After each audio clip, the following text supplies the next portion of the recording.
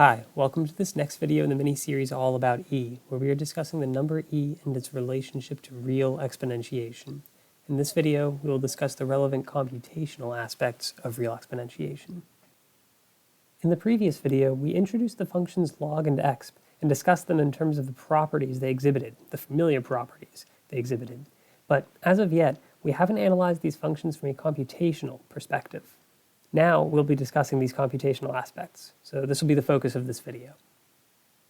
Before we begin, it's worth noting the main prerequisite concepts we'll need, which are facts about series.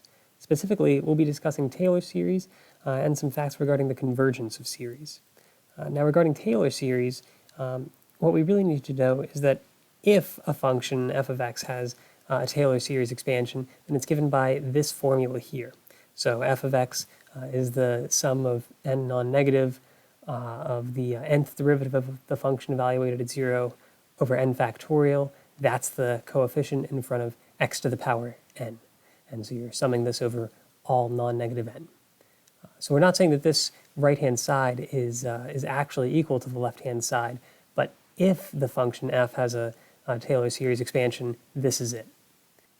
One point to note is that this Taylor series is specifically centered at 0. We could also center the Taylor series at other values if we so chose. By the way, even if the function is equal to its Taylor series for some values of x, it doesn't need to be equal for all values of x. So the series could end up diverging at some point while the function could remain well-defined. And so this actually isn't that uncommon. To have a function equal to its Taylor series on some interval of convergence for some values of x, but outside that interval of convergence, this right-hand side series diverges, and yet the function is still well-defined outside that interval. So they're no longer equal outside of that interval of convergence. So this happens quite frequently. Anyways, regarding determining when a series converges, we've all learned all sorts of tests. We've learned the integral test, ratio test, alternating series test, and so on. But for our purposes here, we're only going to be making use of geometric series and the ratio test. Now, geometric series, here's the fundamental geometric series right here, sum of n non-negative of x to the power n. Not only do we know when this series converges, it converges for absolute value of x strictly less than 1, by the way, but we also know what the value it converges to is, and it's given by this formula here, 1 over 1 minus x, for this x here. And so this is a somewhat distinguished type of series. Most series, we can only say whether they converge or not what the value they converge to is. But in any case, we can do that for geometric series, and so this is the fundamental one. Now for the ratio test, if we're just given a series, a generic series here, sum of n non-negative of a sub n, and these a sub n's could potentially depend on the variable x. Anyways, what you do is you just compute this quantity here. It's you just take the ratio of two subsequent terms, a sub n plus 1 over a sub n, and you, in absolute values by the way, and you take the limit of that ratio. And that limit you call r, and just for r for ratio. And there's three possibilities. Either that ratio is going to be strictly less than 1, strictly greater than 1, or exactly equal to 1, and you can conclude something based on any of those three cases. So if that ratio is strictly less than 1, then we can conclude that this is absolutely convergent, this series here. And if it's strictly greater than 1, then the series is divergent. But finally, if r is exactly equal to 1, then we would need further analysis. It's simply undetermined based off of the ratio test alone. So these are the two types of test/series we need to use in terms of talking about convergence for this video. So these will be the main concepts that we'll require for this video. Now we're ready to dive into the main content. Given what we've just been discussing, you probably see where we're going with this then. We're going to be discussing the Taylor series of log and exp, starting with the exponential function. And so the exponential function for an input x has this Taylor series given here. And so it's the sum of n over all n non-negative of x to the power n over n factorial. And this is a convergent power series for all values of x from minus infinity to plus infinity. And since this also happens to be the domain of the exponential function itself, then that means that this series is converging to the exponential function over the entire domain of the exponential function. So this really just is the exponential function without any restrictions on the domain at all. And so this is a great formulaic way of capturing what the exponential function is. Now, there's two questions we could ask about this. The first is, how can we see that this is true? And the second is, how would we have even come up with this in the first place? And so let's focus on the former question first, and we'll come back to how we can see how we came up with it later on. But first, we'll focus on just verifying that this is actually true right now. So that's what we'll do now, and we're going to use the ratio test for that, just as we mentioned a moment ago. So for this series here, this is going to be the nth term of the series, which I'm denoting by a sub n. And so what we said was that we look at the ratio of two subsequent terms, and then we take the limit of that. So it's the limit as n goes to infinity of the absolute value of the ratio of two subsequent terms of this series. So if that's a sub n that we just circled below, then the ratio of the n plus first term over the nth term is the following. It's x to the n plus 1 over n plus 1 factorial, and then that over the nth term, which is x to the n over n factorial.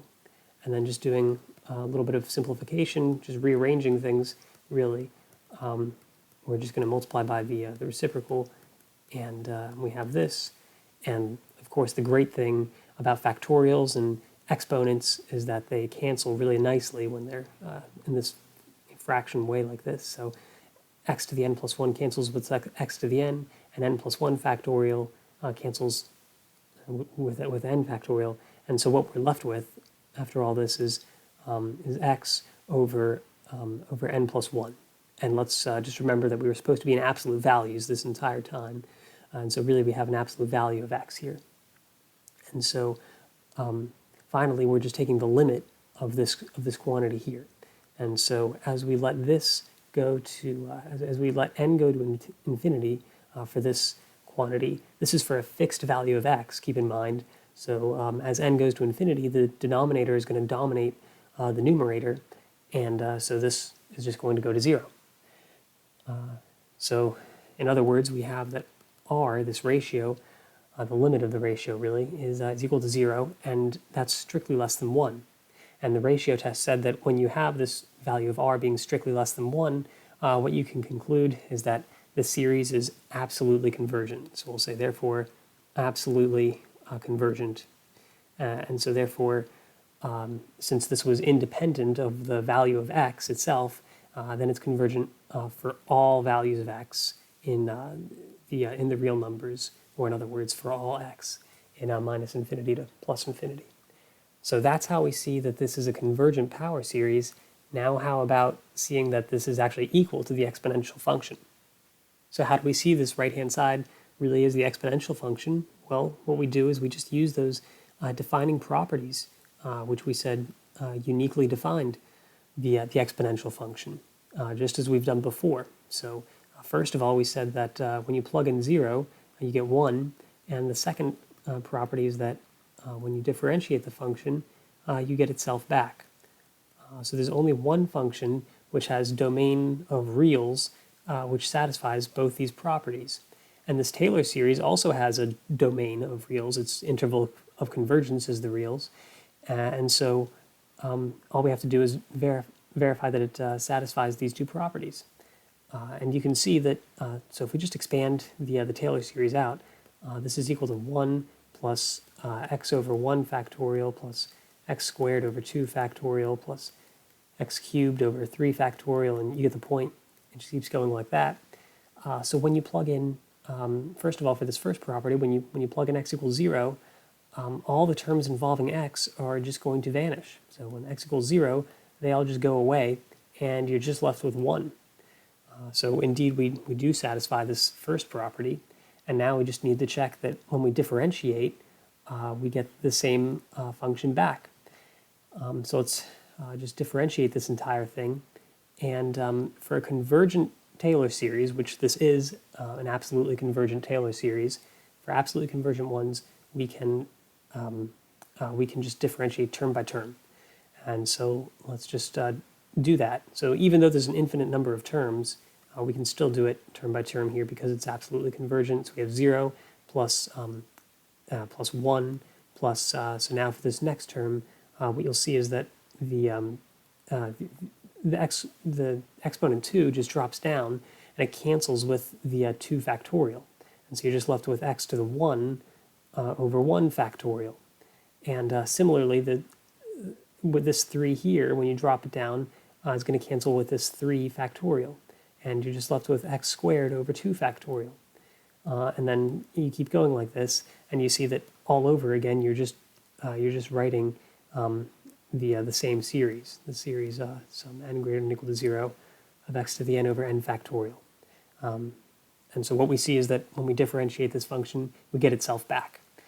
And so we satisfy both properties. So this series then, it really is equal to the exponential function. And it's for all values of x. So that's how we can see the right-hand side Taylor series is equal to the exponential function. Similarly, we can do a similar thing with a logarithm function. So here is the Taylor expansion for the logarithm function. It's the sum from n greater than or equal to 1 this time of minus 1 to the n plus 1 over n times x minus 1 to the power n. And this is going to be convergent for all x in the half-open interval from 0 to 2, including 2, excluding 0. And so we can see that this holds true for the same reason, or the analogous reason, as it was for the exponential function. So we'll spare the details this time, but if you apply the ratio test again, you can get that this will converge for x strictly between 0 and 2, and then when you test the endpoints independently, you find that 0 does not work and 2 does work in terms of convergence.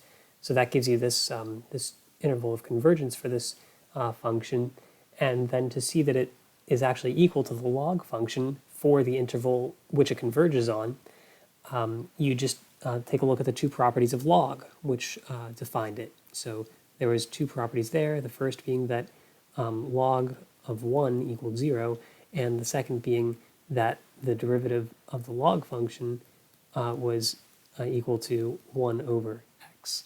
And so again, you can verify these 2 properties on the interval of convergence for this series, and you'll see that they both satisfy this function, these properties, and so therefore it's equal to the log function for its interval of convergence.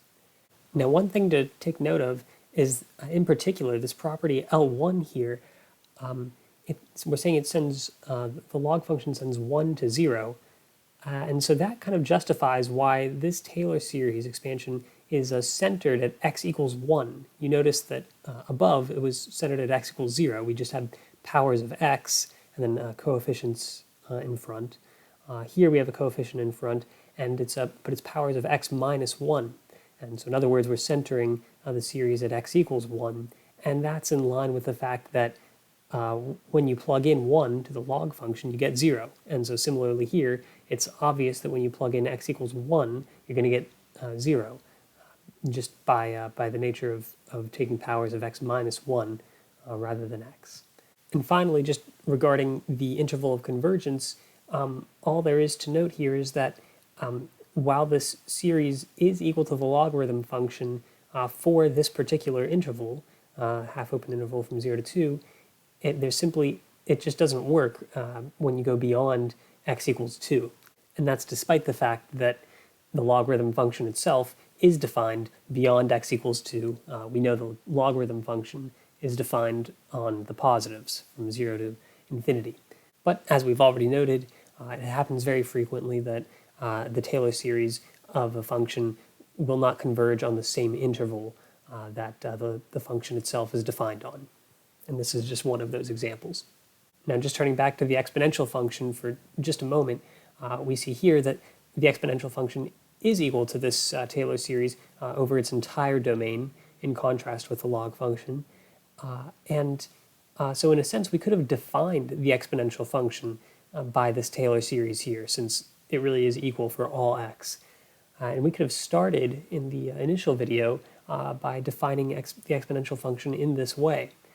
And we could have done this and this would have worked. It's just that we would have ended up with an equivalent way of defining it, because ultimately we would have seen that it had the same properties and we could have derived the logarithm function based off of it. But all this is really showing is that there's multiple paths to achieve the same end result, the end result being the functions and the collection of properties that they satisfy and just the entire analysis about them. But you'll arrive at that same conclusion regardless of how you start.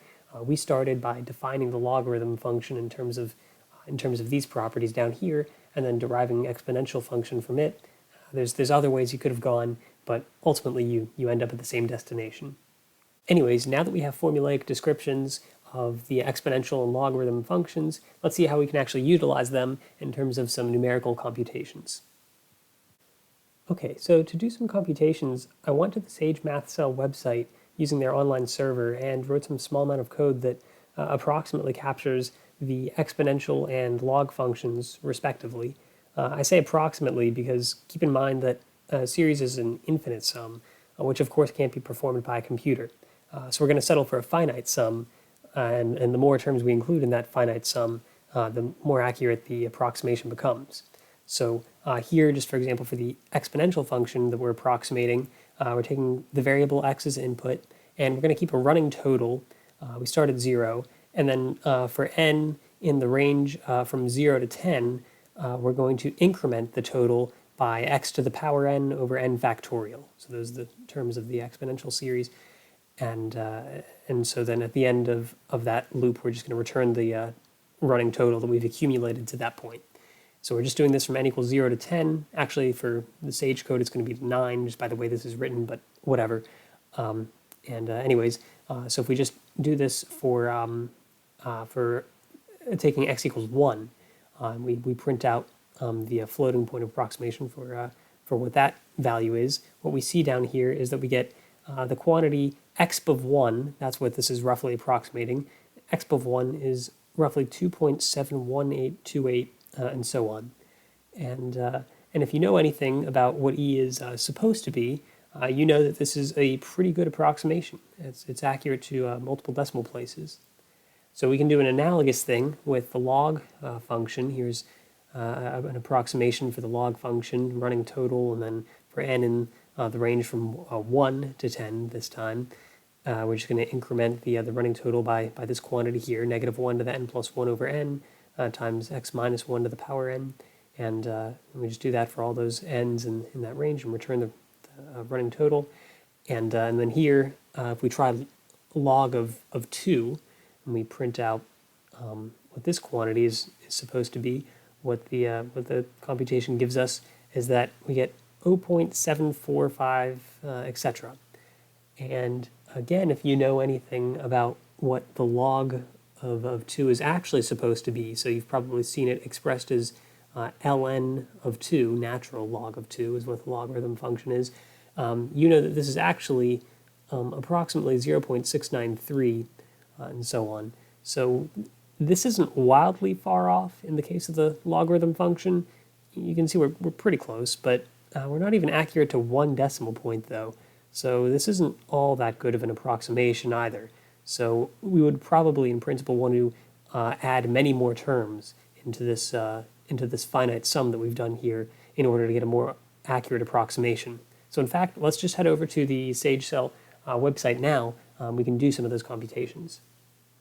All right, so here we are at the Sage MathCell website, so sagecell.sagemath.org, and here is the two functions that we had from the picture in the slides. So this is the code for the exponential approximation, and here for the logarithm approximation. And so let's just work with the exponential approximation first. So we'll just collapse the log approximation. So first, let's just write down that same code that we had before. So let's print out the value of the exponential approximation. So exp approx of 1, just like we had before. And what will happen if we evaluate this is we get some fraction here. So, okay, actually we want the floating point approximation of this. Now when we do it, we get this familiar number that we want, 2.71828, etc. So you can see that this really is what we had. And now let's just mess with this just a bit. For example, what if instead of doing this, let's say, we'll say for I in range, let's say 0 to 15, for example. So we'll just loop through some values of the exponential function.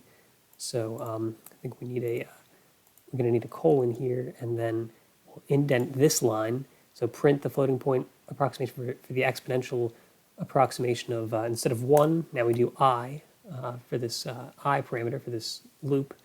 And now when we evaluate, we get exp of 0, exp of 1, exp of 2, exp of 3, exp of 4, all the way up to exp of 14, I believe this last one should be, because we went from 0 to 15, and the code works by not including the last one for whatever reason. But anyways, you can see that first of all, exp of 0 is 1. Here's exp of 1 again. It's this 2.718 number. And then it goes 7.3, 20.0, 6, 54.1, 143, 369, 910. And you can kind of see this is exponentially growing, as suggested by the name. So good. So this gives us some sort of sense of what the numerical growth of this function is like for some small values. So we can do a similar thing with the log approximation. So if we come up here and we collapse the exponential approximation and we expand the log approximation, and let's come down here and we'll comment out the for loop for now, and we'll unindent this print statement for the moment. So instead of printing the exponential approximation, we'll print the log approximation now, and not iterating over some index I, but rather just for the fixed value 2. If we evaluate this, we get that familiar quantity from the slides, 0.745. And just like we noted from the slides, this is not wildly inaccurate, but it's also really not even accurate to 1 decimal place for the true value of log of 2. So it's not that good. We can do better. What we can do is if we go up to the code for how the log approximation is written, you can see here that we have for n in the range of 1 to 10, that is where we're taking, where we're incrementing the running total. We're adding the terms of the Taylor series from 1 to 10. So in other words, we're just taking the first 10 terms of the Taylor series, and that's giving us our approximation. So we can do much better. Let's take the first 100 terms of the series of log approximation, or of the Taylor series of log. And so now if we evaluate, what happens is we get 0.698. And recalling that the true value is about 0.693, you can see that this is doing much better now that we have 100 terms, the first 100 terms of the series included. We could do even better. Let's just take the first 1,000 terms of the series. And if we evaluate that, now you see we get 0.693, and so on. And so what we're seeing is that it's taking a long time for this log approximation to converge on the true value of log. We have to take many, many terms of the series, but it eventually does converge on it nonetheless, as it must. However, this is in contrast with the exponential approximation. That one converged very quickly on the true values of the exponential function, and I guess it makes some intuitive sense, basically, that if exponential converged very quickly to the true values, the approximation, that is, converged very quickly to the true values, then the log function, being the inverse of the exponential function, makes some sense that it should, the approximation for log should converge very slowly. But it does converge nonetheless. It just takes a lot more terms of the series to get accurate values. But anyways, so let's uncomment this for loop now.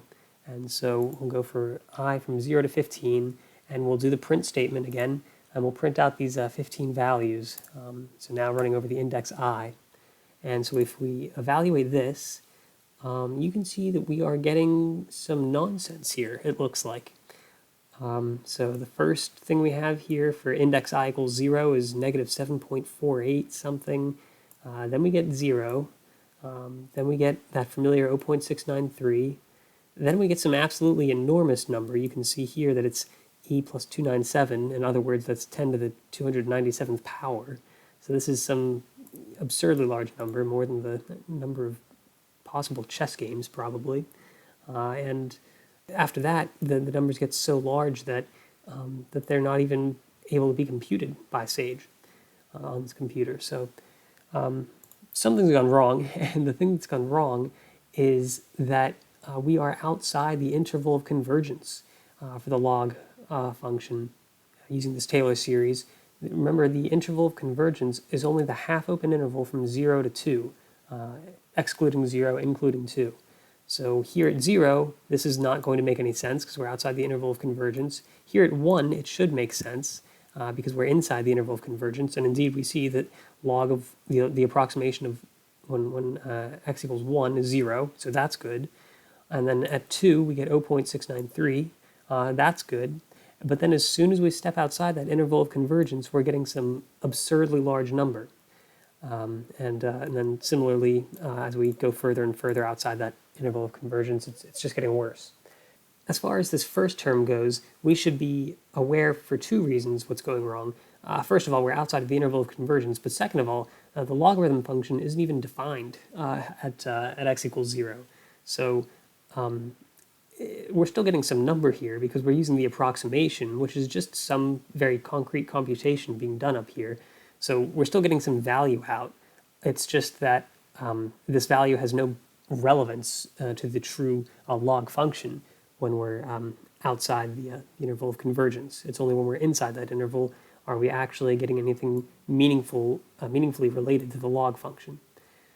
Okay, and so this brings up a pretty relevant question, which is if we want to compute something outside the interval of convergence using this formula, what can we do? So here's what we're going to do in order to let's say we wanted to compute log of 4. We can't do it as it stands because 4 is outside the interval of convergence, but if we comment out this for loop for now, and we'll comment out this print statement as well, we're going to print out log approximation of 2 plus the log approximation of 2 again. And we're using the fact that log of 2 plus log of 2 is log of 2 times 2, or log of 4. Or more generally, log of a plus log of b is log of a times b. So that's the fact that we're using, and now just using 2, we can work our way up to 4. So you can see here that when we evaluate this, we're getting some sort of fraction representation, so let's just change it to decimal representation by saying float. Okay, and now we get this very reasonable number. You can see 1.387, and that is just about the true value of log of 4. And so, yeah, just using that fact that we can break up multiplication into addition, we can work our way up to successively larger and larger numbers. So let's say we wanted to do something else. Let's say like 10. We want to compute log of 10 using this approximation function. What we're going to do is we're going to factor out the largest power of 2 that we can, because 2 is still inside the interval of convergence. So when I say I shouldn't say factor of 2. It's what I mean is we're going to factor out 8 because 8 is the largest power of 2 that's still less than 10. So if we want to work on 10 here, we're going to factor out an 8 first of all, and so this will give us log approximation of 2 cubed basically, and then the other term. So we factored out an 8 out of 10, so the remaining factor is 10 over 8, just like this. And so now this should make more sense. But finally, 8, of course, is still beyond the interval of convergence. We're taking this exponent of 3, and we're going to drop it down as a coefficient. So we'll get rid of that exponent 3 there, and this becomes 3 times log approx of 2. So we're just using the the properties that the algebraic properties of the logarithm function, and now you can see that the log approximation is only computing values less than or equal to 2. So we have this 2 here. That's from factoring out the largest power of 2 that we can, and the power is coming from this coefficient in front now.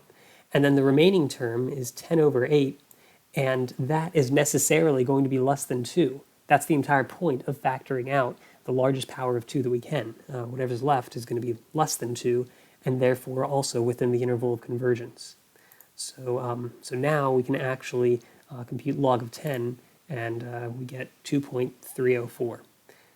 And so that's how you can compute larger values of logarithm using this approximation series here, this Taylor series, just by breaking it down. You break larger numbers down into their powers of 2 and work your way down into the interval of convergence in the way that we just illustrated here. Okay, so I think that's enough for numerical computations using Sage for now. Let's go back to the slides now and talk about how we actually came up with these Taylor series for exp and log in the first place. Okay, so here we are back at the slides. And so first let's give the motivation for how we got the Taylor series expansion for the exponential function. So it's actually really simple. We're just going to be using this fact that we noted from before, that if a function f of x has a Taylor series expansion, then it's given here. This is the Taylor series expansion for the function centered at 0. It's just powers of x, and then the coefficients in front are the nth derivatives evaluated at 0 over n factorial. So when we apply this for the exponential function, what we see is that we're taking the nth derivatives of the exponential function evaluated at 0 over n factorial, but this simplifies very well. Specifically, what we see is that the first derivative of the exponential function we know is itself, and so inductively that means every derivative of the exponential function is itself. So the nth derivative of the exponential function is, again, the exponential function. Evaluating that at 0 gives us 1.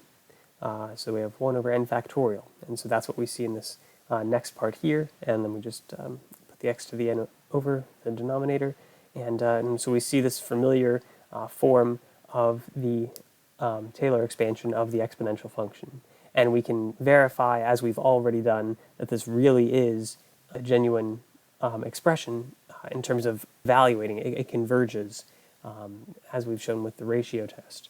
And so it really is equal to the exponential function then, in fact, over the entire domain of the reals. Okay, so now let's do a somewhat similar derivation for the log Taylor series. However, the derivation will not be completely identical in consideration of the fact that log is not defined at 0, meaning that we can't express the series as being centered at 0, as was the case for the exponential function. Instead, since the log function sends 1 to 0, it only makes sense that we should try to center the series at x equals 1. Now we could go through the same technique as before, but we could also take the opportunity to introduce a different method for motivating the log Taylor series, which appears here on this slide. So what we can do is we can use geometric series. So here's the fundamental geometric series we recall from before, which is given by, it converges, and it converges exactly to this value for absolute value of r strictly less than 1. And so we can apply this in our analysis for the log function. So we recall that the derivative of the log function is 1 over x, and we can re-express this as 1 over 1 minus 1 minus x. And so using the geometric series formula, we can rewrite this as the sum n greater than or equal to 0 of 1 minus x to the power n. So here 1 minus x is playing the role of r above. Now this is only true specifically for absolute value of 1 minus x strictly less than 1, but on that interval it does converge, so this is just giving us some motivation for now, and so this is a true equality here for those particular values of x. Okay, so therefore, if this is what the derivative of the log function is, it's given here on this right-hand side, then the log function itself is the integral of that. So we just take the integral of this sum here, this infinite sum, and because this is convergent on a particular domain, which is all we're really concerned about right now, then we can interchange the integral and the sum So this becomes the infinite sum of the individual integrals. Then when you do that integration, it's very simple, 1 minus x to the n. It's easy to integrate that, and you get this quantity here. You get negative 1 to the n over n plus 1, and then that times x minus 1 to the n plus 1, and summing from n greater than or equal to 0. So this is a true formula specifically when we have that, that x is strictly between 0 and 2. Now independently, you would need to see that you're also going to get convergence at x equals 2 as well. But anyways, this is just motivating right now why we would come up with this expression here. We're not actually saying that it is this expression without further analysis, but we've already done that previously. Now you might note that this is actually not exactly the version of the Taylor series that we saw before. In particular, you might recall that the index used to sum starting from n equals 1, not 0. We can rewrite it and see that it is the same as before just by doing some re-indexing, basically. So if, say, we took m equals n plus 1, then rewriting this sum here in terms of m, we would have the sum. So if n starts from 0, then we should have that m is starting from 1, and so we have negative 1 to the power n, which becomes m minus 1 over n plus 1, which is m, and then we have x minus 1 to the power m. And then the last thing to keep in mind is that m minus 1 is the same thing as m plus 1. I mean, not the exponent itself, but all we care about is the parity, since this is the exponent of negative 1. So only the parity matters, so we just increase it by 2, maintains the same parity, and now you see that this is exactly what we had before, except for the fact that we're using the index m rather than n, but of course that doesn't matter. We could just replace it with the index n if we so chose. But now we recognize the familiar expression of the Taylor series for log. And again, it's worth pointing out that we could have also derived this using the same technique from before, as was the case with the exponential function, just instead centering at x equals 1 rather than 0, but this just gives us an alternative method of seeing the same thing.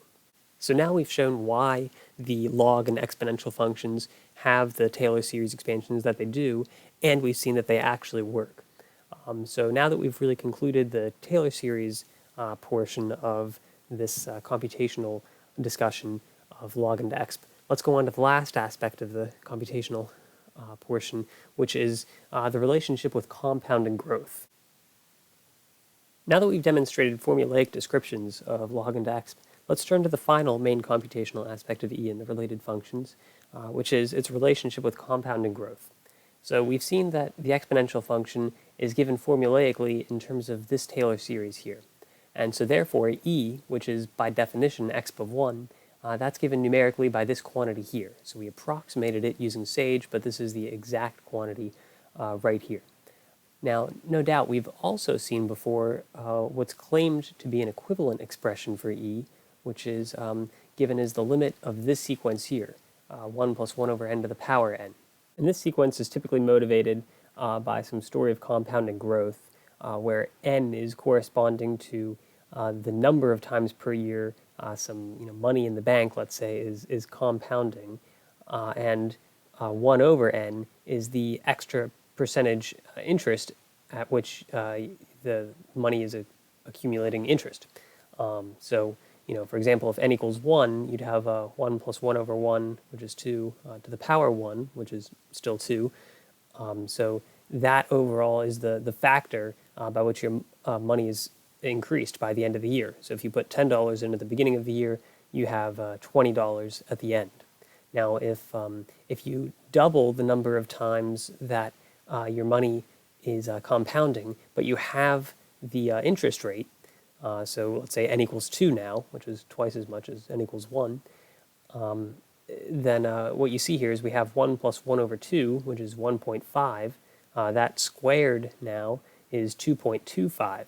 So that is the factor at the end of the year by which your money has grown. So your $10 would have turned into $22.50. In general, you can see that there's some tension here. On the one hand, as you increase n, the number of times per year that your money is compounding is increasing, but the interest rate that it's compounding at is decreasing. So which wins out in the end? Does the exponent n overwhelm the interest rate decreasing, or does the decreasing interest rate overwhelm the exponent n? The answer is, well, the exponent is kind of winning because the sequence grows and grows. It just gets bigger and bigger, but it does converge to some finite quantity, and that number is e. So when you take the limit of this sequence, it doesn't go off to infinity. It goes to a finite number e. And so we claim that number is the same number which is appearing here. They have to be if they're both going to be called e, of course. The real question now is why? Why is the limit of this sequence seen to be the same as this quantity over here?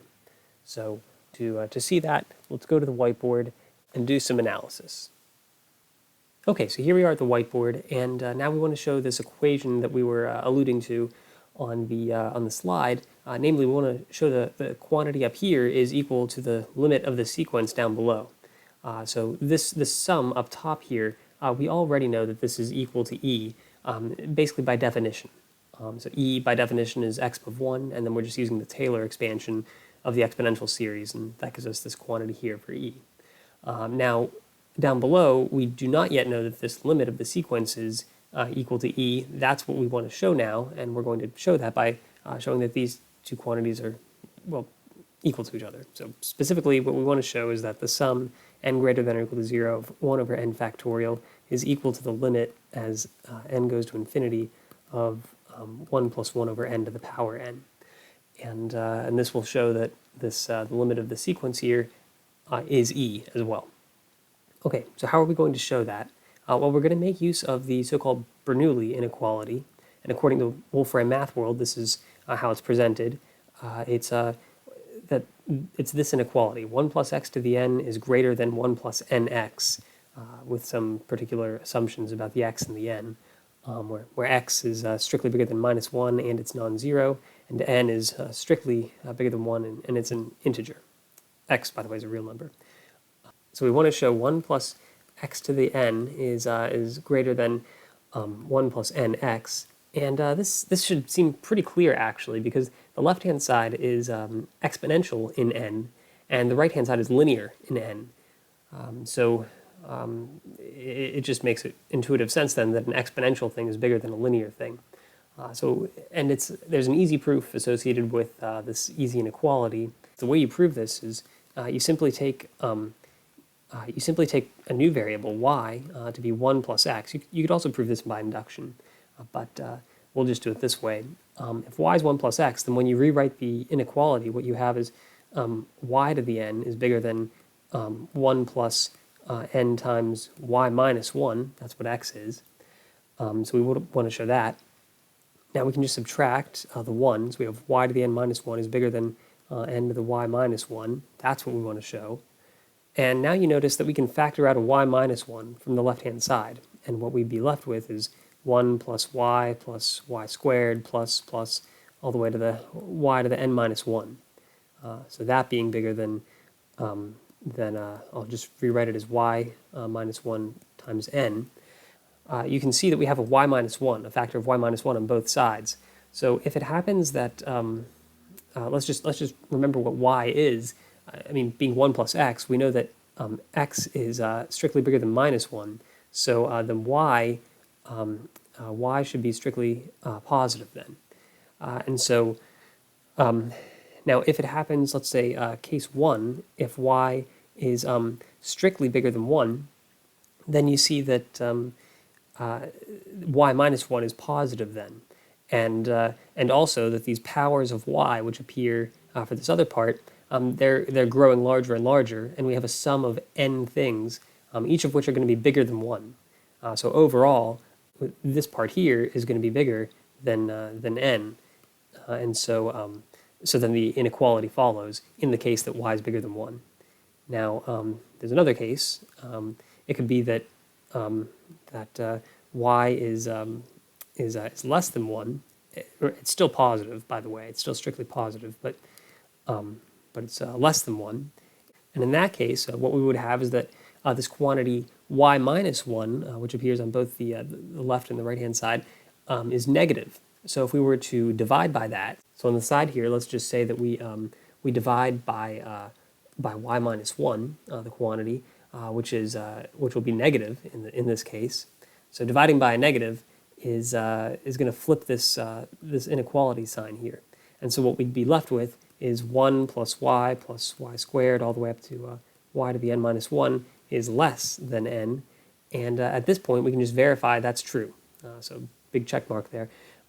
Because if you're taking powers of a number which is less than 1, still positive, but less than 1, overall this sum of n things is going to be less than n. And so this gives us a true inequality then, and that is equivalent to the initial inequality, which was the Bernoulli inequality that we had.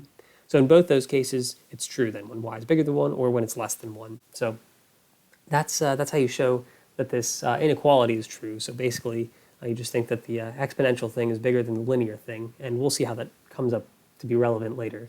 But now let's get on to the actual proof.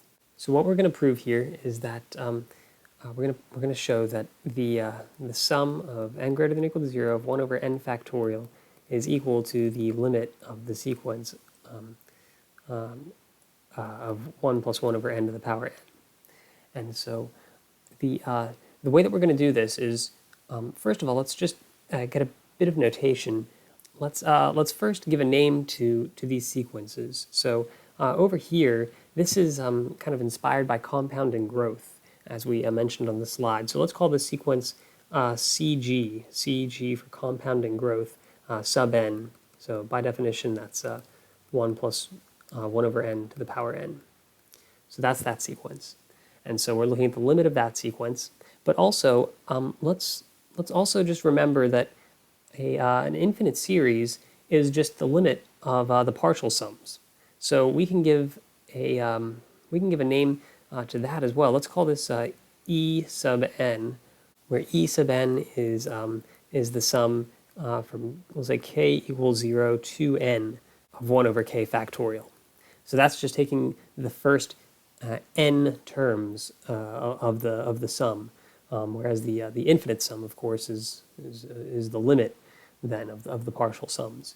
So in other words, what we have then is that e, the number e, is the limit as n goes to infinity of capital E sub n of the partial sums. So that will just give us some notation for the sequences that we're working with. One is the compounding growth sequence, and the other is the sequence of partial sums of the Taylor series expansion for exp of 1. Okay, and so now what we're going to do is, so we already know that the sequence of partial sums converges, obviously, to E by definition. We're going to show now that this sequence of the compounding growth sequence, that this also converges. So first of all, we're going to say, so claim, and the claim will be that the compounding growth sequence converges. And the way that we're going to do this is we're going to show in two parts why that's true. So first, we'll establish A, which is that CG sub n is bounded, and in particular, it's bounded above. And then B, the sequence is increasing. So if you have a sequence which is both increasing and bounded above, then that must mean that it's converging to something, because it's not going off to infinity. So first of all, to show part A, that it's bounded above, the way that we can show that is, so let's just do a bit of calculation here. So CG sub n, again, this is 1 plus 1 over n to the power n. And now let's expand this using the binomial expansion. And this gives us the sum k equals 0 to n of n choose k times 1 over n quantity to the power k.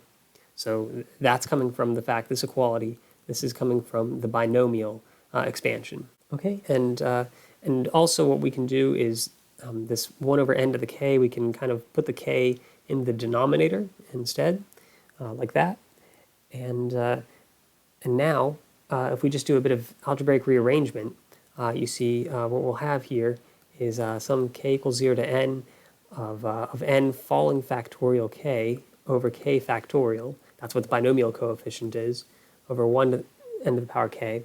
Now, just to be clear here, this falling factorial, so n parentheses k, superscript k, is this is, by definition, this is n times n minus 1 times n minus 2, keep going, and you do k terms. You're doing k falling factorial here, so all the way to n minus k plus 1. So the n here is telling you what number you're starting at, and then you're just taking a product of subsequent decreasing numbers, and the amount of subsequent numbers that you're taking is given by this superscript k here. So that's this quantity here, and now you can recognize that this product over k factorial, that really is the binomial coefficient, and choose k. Okay, and now if we rearrange this, we have the sum k equals 0 to n of n falling factorial k over n to the k times 1 over k factorial. So just doing a bit of rearrangement there. Now what you can see is that this quantity, n falling factorial k over n to the k, this is at most 1. And that's simply because the numerator is smaller than the denominator. Now, the denominator is a product of k terms, each of which are n.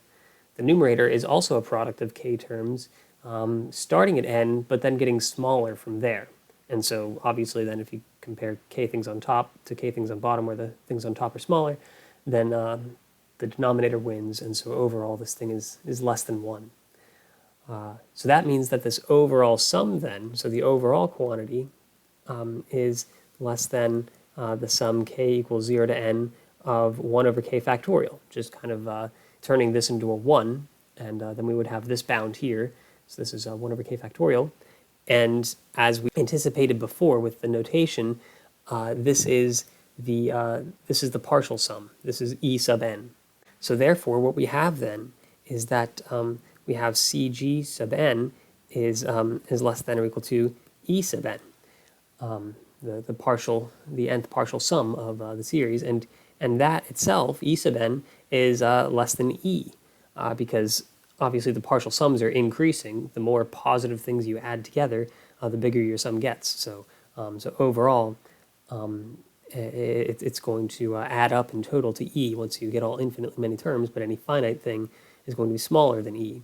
So what we've just shown then is that the nth term, which is arbitrary, so any term of this compounding growth sequence, is bounded above by e. And it remains to show that it's increasing. So that's what part B was before. So we want to show Cg sub n is increasing. And this, by the way, is where we're going to make use of that Bernoulli inequality that we referenced above. So, all right, so how we're going to show this is basically by the definition of increasing. What it means is that Cg sub n plus 1 is bigger than Cg sub n. So that's what we're going to show. So by definition, this is 1 plus 1 over n plus 1 to the power n plus 1 is bigger than 1 plus 1 over n to the power n. Okay, and so we're going to start with this inequality, and we're going to simplify it down and eventually arrive at something which we see to be true, which thus shows that this initial inequality is also true. Let's do some algebra here. Now, it would make sense to take the ratio of these two things and compare that, but you see that we would have a mismatch of exponents. One has an exponent of n plus 1, the other an exponent of n. So what we're actually going to do is we're going to divide the right hand to the left hand almost, but we're actually going to add an extra factor of 1 plus 1 over n on the left-hand side there, or include an extra factor, because we're anticipating the fact that we want these exponents to match each other. We want them to both have an exponent of n plus 1. So you'll see once I write it down what I'm trying to say. So that divided by, what we're going to divide by is 1 plus 1 over n to the power n plus 1 again. And now this is bigger than not 1, but rather 1 plus 1 over n to the minus 1 power. Okay, so we divided an extra power of 1 plus 1 over n over to anticipate the fact that we want these two exponents on the left-hand side to match, so that we can do more simplifications. So if we do those simplifications, what you see here is 1 plus 1 over n plus 1. Another way of writing that is n plus 2 over n plus 1. And then the denominator, 1 plus 1 over n, we can rewrite that as n plus 1 over n. And we want to show that that's larger than, again, 1 plus 1 over n becomes n plus 1 over n. Now we're inverting that on the right-hand side here. So that's n over n plus 1 in that case. So that's what the right hand simplifies to. So we want to show this inequality is true. Sorry, I nearly forgot the common exponent of n plus 1 now that we have. And that was the point of that previous step, so that we could have this n plus 1 common exponent. Now, just working with the inside for just a moment. So we're going to forget about that n plus 1 exponent for now. Let's just work with the inside. If we simplify that, it's just a big fraction. So this becomes n times n plus 2 over n plus 1 squared. And what you notice is that n plus 1 sits right in between n and n plus 2. So what that means basically is that we can express the product n times n plus 2. That can be re-expressed as n plus 1 squared minus 1. So that's over n plus 1 squared. So the advantage of doing that is that now everything is in terms of n plus 1, so that the numerator is in the same terms as the denominator, so that way we can try to get some more simplifications. Okay, and we do get some more simplifications, of course. Now that we've done that, this simplifies to 1 minus 1 over n plus 1 quantity squared. Or, well, just that term squared, I guess. But anyway, so that's what we have. And now let's go back. So we'll include our exponent of n plus 1. And we want to show this is bigger than the right-hand side, which is n over n plus 1. Okay, and so now this is where we use the Bernoulli inequality. So what we have here is that this term right here, this is going to be our x, and this exponent here, this is going to play the role of n, kind of. And n is just the notation, I'm putting it in quotes because that's just the notation that the Bernoulli inequality used, but really it's just representing whatever the exponent so happens to be. In this case, because we have used that same notation again, the exponent is n plus 1. And so overall, what this is really bigger than, this left-hand side, it's really bigger than, this is exponential, and now it's bigger than the linear thing, which is 1, now minus, the minus sign coming from the fact that the x itself is negative, the exponent, which is n plus 1, times the x, except that we've already included the minus sign, so just the rest of the x, which is 1 over n plus 1 squared. Okay, and so this is using Bernoulli inequality. And now if we actually simplify this term right here down, what this does simplify to now, you can see it's 1 minus the n plus 1's cancel, so it's 1 minus 1 over n plus 1, or in other words, that's the same thing as n over n plus 1, and that is exactly the right-hand side, which we wanted to show that it was larger than. So in other words, this inequality right here is true. And so therefore all the inequalities above were also true. In other words, this shows us that therefore CG, this is the sequence CGN, is, I'll put it in parentheses, sub n, is increasing. And then overall, what we've just managed to show is that A, which was that the sequence was bounded, plus B, which is what we just showed, that the sequence is increasing, those two things together imply that the sequence, compounding growth sequence, is convergent. So that's the first claim that we were trying to prove. So we have managed to prove it now. And so it makes sense then to talk about the limit of this sequence. So we'll say, therefore, we'll say CG, just without a subscript now, which we'll say we'll define it to be the limit of this sequence. So the limit as n goes to infinity of CGN is well defined. All right, and so our goal remains to show that this quantity here, CG, is actually equal to E. So that's what we still want to show. So we want to show CG equals E. So in order to prove that the limit of the sequence, this compounding growth sequence, is actually equal to E, let's first notice that, that if we take the sequence CG sub n, we already noted that that's bounded above by E. So then if we pass to the limit, so taking n going to infinity, then the limit is CG, so that's still going to be less than E as well, because the inequality behavior is still retained when passing to the limit like this. So we have that CG is at most E already. So it just remains to show that we have the reverse direction as well. So that's what we're going to claim.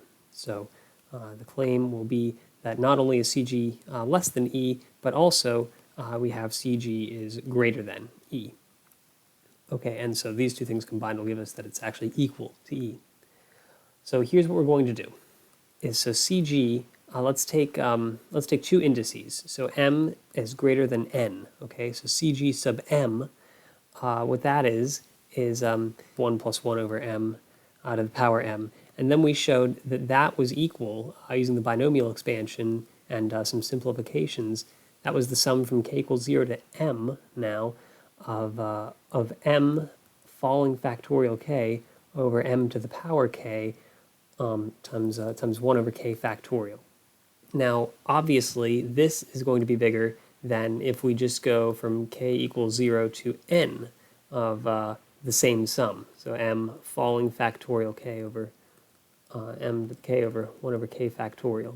And that's simply because we're just using that m is a bigger index than n, and this sum is a sum of positive things. So if we just have a greater, if we're summing more of these things together, then rather than less, then we have that inequality. So that's just obvious. So we'll just say we just have an arrow pointing there. It's not much of an arrow. There we go. So we'll say since m is bigger than n, we have this inequality here. Let's keep in mind it's the exact same sum. So these terms here are still m's, not n's. Now we're actually almost done. What happens is that you can see that if we take the limit as m goes to infinity, so let's just say m goes to infinity. So way off on the left-hand side here, we're just going to have CG, of course, and then way over here on the right-hand side, the sum is fixed going to n. So it's just a fixed partial sum here. The part that depends on m is on the inside. So it's m falling factorial k over m to the power k. And we claim that that's actually equal to 1. Okay, so just to get an idea of why that's true, just imagine, for example, you have so falling factorial. For example, consider 5 falling factorial 3 over 5 cubed. Okay, then what you have is you have 5 times 4 times 3 over 5 times 5 times 5. And if you're just comparing, the corresponding numerator term with the denominator term, you see that you have fractions 5/5, 4/5, 3/5. Now if you do the next one up, so this 5 is playing the role of m here. So now you're increasing m by 1, and so the next one would be 6 falling factorial 3 over 6 cubed. That would be 6 times 5 times 4 over 6 times 6 times 6. And now if you compare these three terms, what you see is that the corresponding terms, so this one corresponds with this one and this one corresponds with this one, these are closer to 1, respectively, than the prior fraction was. And so overall, you have a product of things that are getting closer to 1, and so the overall product is itself getting closer to 1. So that shows why this the circled term here, why this is getting closer to 1 as m goes to infinity. So you can make that just slightly more rigorous if you want, but that's the complete idea right there. And so overall then, what that means is that this sum, it's a fixed sum of n things, or n plus 1 things, I guess, and now it's of 1 over k factorial. Okay, so we just got rid of that m following factorial k over m to the k, because in the limit that becomes 1. And so we have this inequality sign again, and then let's just keep in mind that this right-hand side, this is actually equal to the nth partial sum of the Taylor series expansion of E. And so again, that's a good reason for why we gave that a name. And so now we can see that we have that CG is bigger than the nth partial sum. But that's for any n. Remember, this n here was fixed. It was just anything less than m. But once m goes to infinity, then there's nothing stopping n from going to infinity either, after we've taken the m limit. So now let's take the n limit. So now we're going to say as n goes to infinity, again, CG is just staying fixed. It's just some fixed number. But the e, you can see e sub n, as n goes to infinity, that goes to e. So what we have is that CG is bigger than e. So therefore, we can conclude that CG is actually equal to e, and that finally shows what we wanted to show, which is that overall, the limit as n goes to infinity of the CGN sequence, which remember is just that initial sequence 1 plus 1 over n to the power n, that limit is actually equal to e. So sometimes you might actually see e defined in this way. It's defined to be the limit of this sequence, and again, that's a perfectly good way of doing it, because eventually all these things are equivalent, but it's just not the order we did it in. E for us was the exponential evaluated at 1, but it also so happens that it's equal to the limit of the sequence of compounding growth. And so that's a good reason for why you'll see E as being incorporated in equations for compounding growth, as we often do in algebra classes, for example. Okay, so anyways, that concludes this portion of the whiteboard, so let's go back to the slides and finish things up. So here we are back at the slides for the last time. So as a final note on compounding growth, we've probably encountered these equations for compounding growth before in the discrete and continuous settings. The discrete setting is really just extrapolating based on what we had mentioned before for the compounding growth sequence that we were discussing, whose limit is e. More generally, if we initially placed $P into the bank and we allowed it to grow at an interest rate of r, but that r gets scaled by a factor of n, where n is the number of times per year that the money compounds at. And then, so r over n is the interest rate each time that you're accumulating extra money, compounding. And then t is the amount of time that you allow for the money to compound at, so maybe 5 years or something. And so when you plug that t into this formula, that'll tell you how much money in total you'll have at the end of that time period. So this is probably something you've seen before. And then similarly here, if instead of compounding some finite number of times per year, if instead it compounded infinitely often, or more formally, if you just take the limit as n goes to infinity, you end up with this equation here. And so we've probably been introduced to these two equations independently before, but now we can realize how we can derive the continuous setting based off of the discrete setting. And it's by taking n goes to infinity in this situation, where n is the number of times per year that it's the interest is compounding at, or the money is compounding at. So if we start, let's say, with the discrete case, so p times 1 plus r over n to the power nt, this almost looks like 1 plus 1 over n to the power n, but it's not quite, because we have this r here. So what we do to account for that is we make a new index, which we'll call m, and that will be n over r. And the reason for that, so in other words, n equals r times m, and the reason that we're doing that is because now, when we re-express this in terms of m, we have 1 plus r over n, which is rm, and we're going to get cancellation there, and then n, which is rm now, and times t. You see that we can just rearrange this First of all, canceling these r's out, we get p times 1 plus 1 over m to the power rmt. But first, let's, using our algebraic properties of exponentiation, we can first write the m and then take that quantity and raise it to the power rt. And so that is equal. And now finally, if we take m goes to infinity, you see where we get the e from. So m goes to infinity, we end up with pe to the power rt, which is exactly this equation here.